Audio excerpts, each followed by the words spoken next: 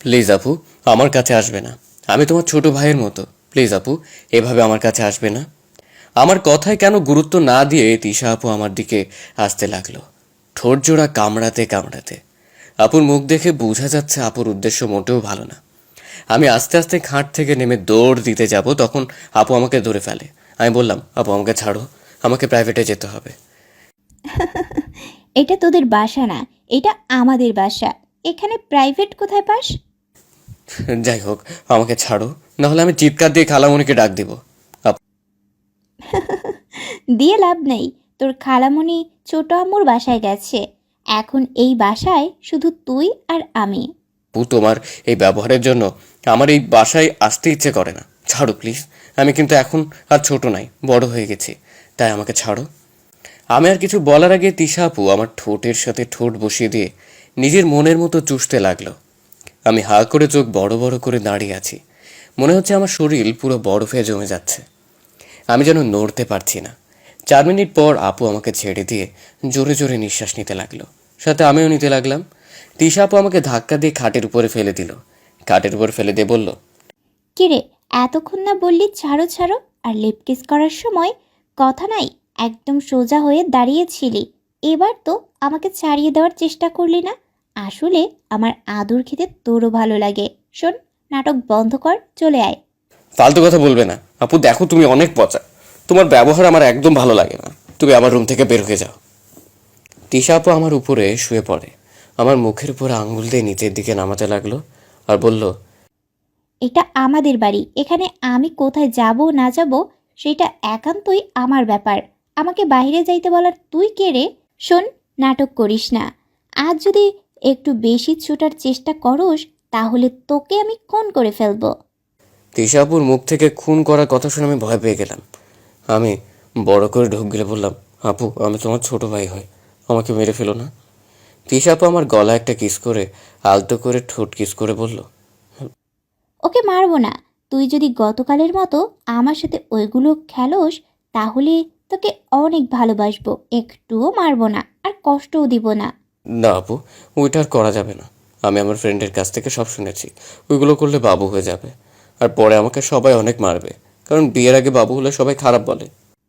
আরে বাহ, তুই তো দেখি অনেক বড় হয়ে গেছস। কোন ক্লাসে যেন পড়স? ও হ্যাঁ, ক্লাস 10, তাই না? হ্যাঁ, বাট দেখো, আমি আর ছোট নই। আমাকে ছাড়ো আপু। না, ছাড়বো না। আর একবার যদি বলস আমাকে ছাড়ো তাহলে সত্যি বলছি আমি তোর মাথা ফাটিয়ে ফেলবো। আমি তিশা আপুর দিকে তাকিয়ে ভয় পেয়ে গেলাম। তিশা আপু রাগে লুক নিয়ে তাকিয়ে আছে। আমি ভয়ে বললাম, ওকে ওকে, বলবো না। তুমি আমার উপর থেকে উঠো, আমার দম বন্ধ হয়ে আসছে আর কেমন যেন লাগছে। তিশা আপু আমার কথা শুনে দুষ্টু মার্কা একটা হাসি দিয়ে আমার 2 হাত চেপে ধরে গলায় নাক ডুবে দিয়ে হালকা করে কামড় দিয়ে আমার মুখের দিকে তাকিয়ে বলল, কেমন লাগে রে? আমার স্পর্শ তোর ভালো লাগে না? জানি না, বাট আমার শরীরের ভিতরে কি যেন হয় আর কেমন যেন একটা লাগে, যেমন গতকাল রাতে হয়েছিল ঠিক তেমন লাগছে। আপু আমার উপর থেকে উঠো, আমার দম বন্ধ হয়ে আসছে। শোন, আবারও আমরা ওই রকম করি। দেখ, আজ বেশি মজা পাবি। করবি? না মানে না, এসব বিয়ে আগে করা যাবে না। তিশা আপু আমার উপরে রেগে গেল। আমার কোনো কথা না শুনে তিশা আপু আমার শার্টের বোতামগুলো খুলতে লাগলো। আমি হাত দিয়ে বাধা দিতে গেলে তিশা আপু হাতে কামড় দিতে লাগলো। যতবার হাত দেয় ততবার কামড় দেয়। এভাবে আমার শার্টের বোতাম খুলে আমার সারা বুকে চুমু দিতে লাগলো। আমি নিজের অজান্তেই কেমন যেন কেঁপে কেঁপে উঠতে লাগলাম। আস্তে আস্তে আপু আমার সব কিছু খুলে ফেললো। আমি লজ্জায় লাল হয়ে যেতে লাগলাম। আপু নিজের সব খুলে ফেললো। আস্তে আস্তে আপু আমার উপরে উঠে আদর করতে লাগলো। নিজেকে কন্ট্রোল করতে না পেরে আপুকে নিচে ফেলে আমিও আপুকে আদর করতে লাগলাম। অনেকক্ষণ পর দুজন ক্লান্ত হয়ে গেলাম। আমি তিশা আপুর বুকের উপর ধপাস করে শুয়ে পড়লাম। তিশা আপু ব্যথা পাইলেও আমাকে কিছু বলল না। আমার মাথাটা তিশা আপুর বুকের সাথে চেপে ধরে আমার কপালের চুল ছুড়িয়ে দিয়ে কপালে চুমু দিয়ে মাথায় হাত বুলিয়ে দিতে দিতে বলল, কি রে আবির, আজ তুই মজা পাস নাই? আমি মাথা নেড়ে আপুকে হ্যাঁ সুইচ দিলাম। তিশা আপু মিষ্টি করে হেসে আমার মুখটা তুলতে আমি লজ্জায় আপুর মুখের দিকে তাকাতে পারছি না। তিশা আপু আমাকে লজ্জা পাওয়া দেখে হেসে বলল, এত লজ্জা কেন পাচ্ছস? আমাদের বিয়ে হলে তো এমনিতেই দেখতে পারতি। আর এখন একটু বিয়ের আগেই সব দেখিয়ে দিলাম। এতে তো এত লজ্জা পাওয়ার কিছুই নেই। আচ্ছা, এইরকম আবারও খেলবি? বিয়ের কথা শুনে আমি ভয় পেয়ে গেলাম। আমি সাথে সাথে দিশাপুর বুকের উপর থেকে উঠে বললাম, তোমার সাথে আমার বিয়ে কোনোদিন হবে না, কারণ তুমি আমার 2 বছরের বড়। আমার পড়াশোনা শেষ না হতে তোমাকে অন্য কোথাও বিয়ে দিবে, আমি 100% নিশ্চিত। আমার অন্য কারোর সাথে বিয়ে হলে তুই খুশি নাকি? খুশি না হওয়ার কি আছে? তোমার বিয়ে হলে আমি নতুন একটা দুলাভাই পাবো, আর দুলাভাইয়ের অনেক আদর পাবো। তোমাদের বাসায় ঘুরতে যেতে পারবো। আমার কথা শুনে তিশার মন খারাপ হয়ে গেল। তিশা শোয়া থেকে উঠে আমার দিকে অসহায়ভাবে তাকিয়ে বলল, আবির, তুই কি আমাকে খারাপ মেয়ে ভাবস, তাই না? ভাবারই কথা। আবির, বিশ্বাস করবি কি না আমি জানি না, বাট আবির, আমাকে যতটা খারাপ ভাবছিস আমি ততটা খারাপ না। আবির, আমার সম্মানটা আমি তোকে কেন দিয়েছি? আমি তোকে ভালোবাসি আবির। আমি তোকে নিজের করে নেওয়ার জন্য আমি তোর সাথে এতটা গভীরভাবে মিশেছি। আবির, বিশ্বাস কর, আমার এই সম্পদ তুই ছাড়া কেউ দেখে নাই। এইটা শুধু তোর, আর কারো নাই। আবির, আমি সত্যি তোকে অনেক অনেক ভালোবাসি।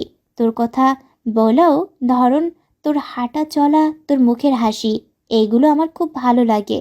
আমি অনেক নিজের মনকে বোঝানোর চেষ্টা করছি যে তুই আমার ছোট ভাইয়ের মতো, বাট আমার মনটা মানতে চায় না। তোকে যে আমি ভালোবেসে ফেলছি আমি নিজেও বুঝতে পারি না। আবির, আমি সত্যি তোকে অনেক ভালোবাসি। আমি এক নজরে তিশা আপুর দিকে তাকিয়ে আছি। তার কথাগুলো শুনে আমি হা করে তাকিয়ে আছি।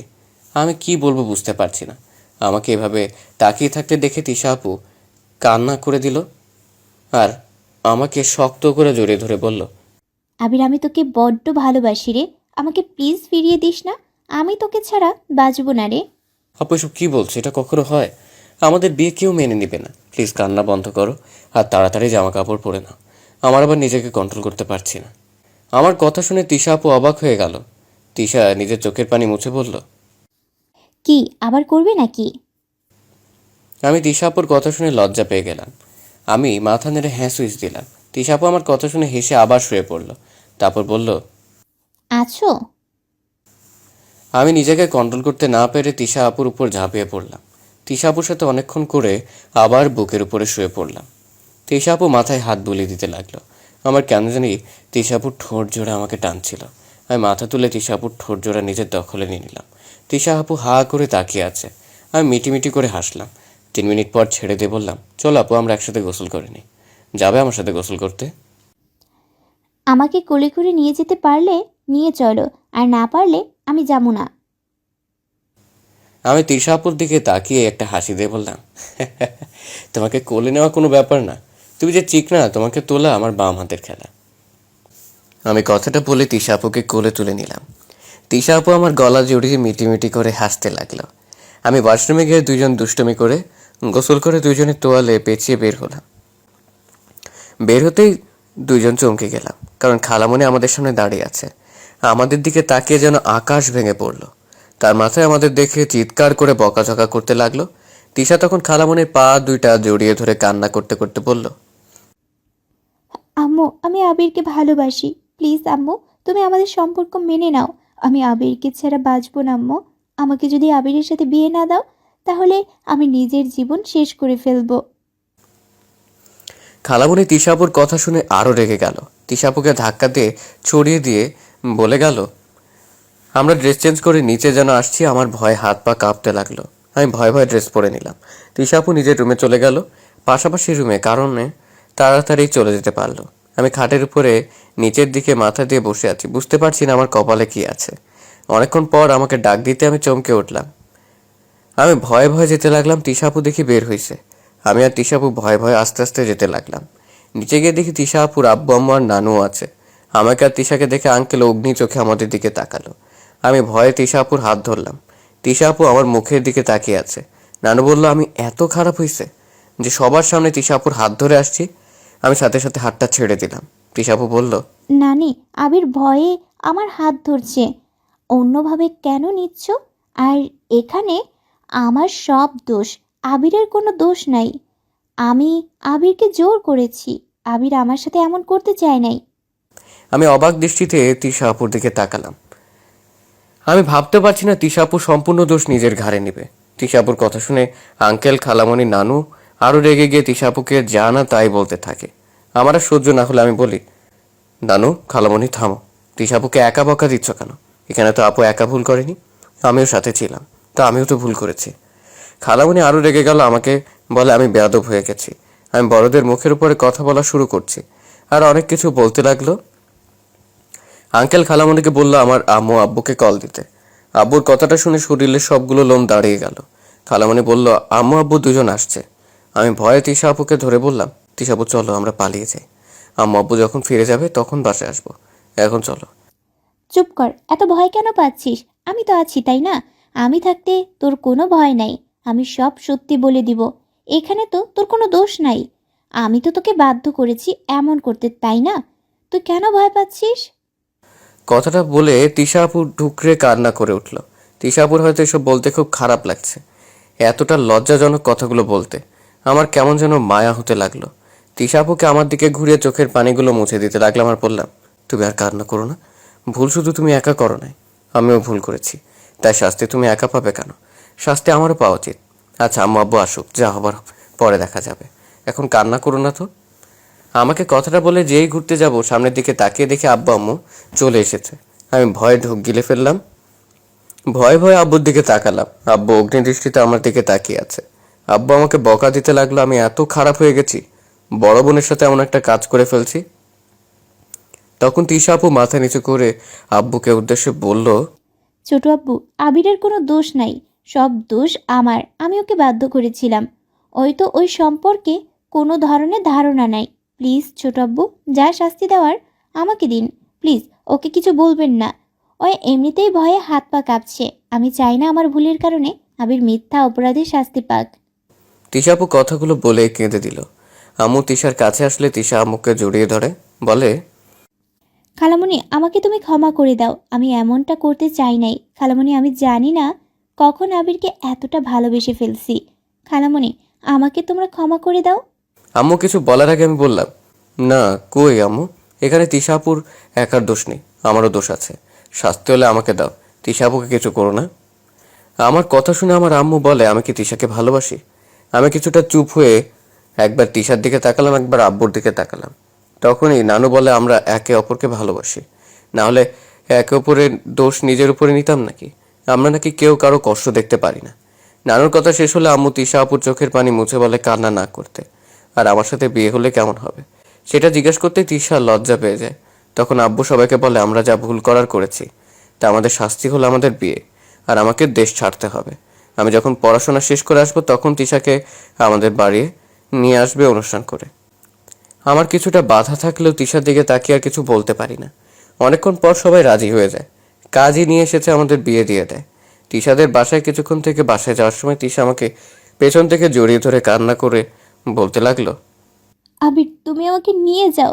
ছোট আব্বু, ওই ছোট মানুষ বিদেশ গিয়ে একা কিভাবে থাকবে? ওকে পাঠিয়েন না। আমি কিছু বলতে যাব তখন আম্মু বলে আমাকে দেশে রাখলে আমার পড়াশোনা নষ্ট হবে, তাই আমাকে দেশে রাখা যাবে না। অনেকক্ষণ যাবৎ তিশাকে সান্ত্বনা করে আমাকে নিয়ে চলে আসলো। 3 দিন পর আমাকে লন্ডন পাঠানো হয়। তিশা অনেক কান্না করছিল, আমার মন কেন জানি তিশাকে ছেড়ে যেতে চাইছিল না। 7 বছর পর দেশে ফিরে আসছি। দেশে এসেছে আম্মু আব্বুর সাথে দেখা করে সোজা নানু বাড়িতে যাই। সেখানে সবার সাথে কুশল বিনিময় করে তিশাদের বাসায় যাই। খালামণি আর আঙ্কেলের সাথে কুশল বিনিময় করে তিশার রুমের দিকে যাই। আস্তে আস্তে রুমের ভিতরে ঢুকে দেখি আমার বউটা উপুর হয়ে শুয়ে আছে। আমি আস্তে আস্তে করে দরজাটা লাগিয়ে দিলাম। বউটার কাছে গিয়ে উপরে গিয়ে শুয়ে পড়তে তিশা চমকে লাফ দিয়ে উঠে দেখে আমি। আমাকে দেখে তিশা ভূত দেখার মতো অবস্থা হয়। আমি সাথে সাথে তিশার ঠোঁটে কিস করে দেই। তিশা শিওর হয়ে যায় এটা আমি সত্যি এসেছি। সাথে সাথে খুশিতে কান্না করে দেয় আর আমাকে জড়িয়ে ধরে সারা মুখে চুমু দিতে লাগলো। তুমি আসবে, আমাকে আগে কেন বলো নাই? তুমি না বললে তুমি আর 1 মাস পরে আসবে? যদি আগে বলতাম তাহলে কি সারপ্রাইজ দেওয়া হতো? তা তুমি সারপ্রাইজ পছন্দ হয় নাই? অনেক অনেক পছন্দ হয়েছে। 7টা বছর পর আমার স্বামীকে এতটা কাছে পেলাম, আর আমি নাকি খুশি হব না? কথাটা বলেই আমার গলা জড়িয়ে ধরে বলল, অনেক ভালোবাসি বরটা, অনেক ভালোবাসি। আমিও তোমাকে অনেক ভালোবাসি বউ পাখিটা। তিশা কপালে চুমু দিয়ে জড়িয়ে ধরলাম।